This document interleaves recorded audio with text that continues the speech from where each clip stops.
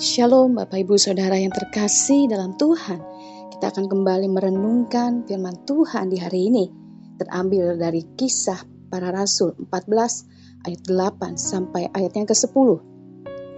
Di Listra ada seorang yang duduk saja karena lemah kakinya dan lumpuh sejak ia dilahirkan dan belum pernah dapat berjalan. Ia duduk mendengarkan ketika Paulus berbicara. Dan Paulus menatap dia dan melihat bahwa ia beriman dan dapat disembuhkan.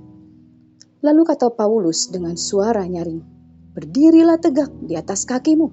Dan orang itu melonjak berdiri lalu berjalan kian kemari. Bapak Ibu Saudara yang terkasih, renungan saat ini saya beri tema memiliki iman untuk disembuhkan. Iman itu bukan sekedar tersimpan di dalam hati. Iman bisa nampak keluar dan dirasakan oleh orang lain.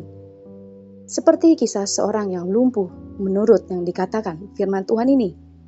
Ia adalah seorang yang saat itu sedang mendengarkan pengajaran Rasul Paulus.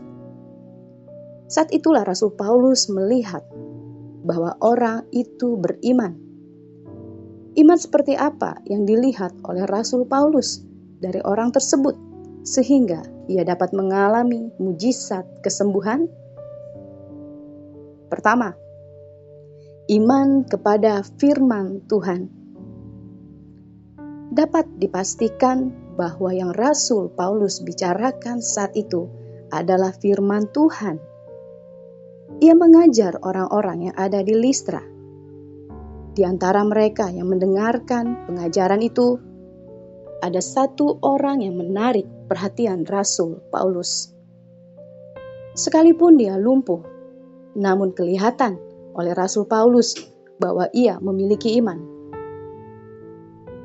Iman kepada firman yang ia ajarkan. Orang itu memperhatikan dengan baik apa yang sedang disampaikan oleh Rasul Paulus. Bapak Ibu Saudara, apakah kita seorang yang beriman atau tidak terhadap firman-Nya? Itu nampak dari kesungguhan kita saat mendengarkan pengajaran firman.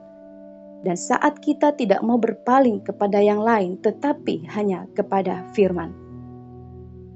Orang yang berfokus pada firman adalah orang yang percaya kepada kuasa firman. Tetapi orang yang tidak bisa berfokus pada firman adalah orang yang sesungguhnya meragukan kuasa firman Tuhan.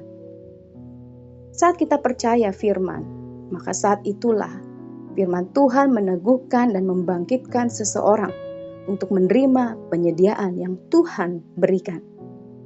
Jangan pernah menyepelekan firman, karena firman Tuhan berkuasa untuk menaklukkan semua keadaan apapun.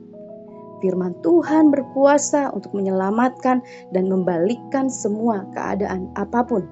Saya mengajak kita untuk tidak melepaskan percaya kita kepada firman Tuhan, melainkan genggam erat dan selalu deklarasikan firman-Nya hari demi hari. Yang kedua, iman kepada Kristus.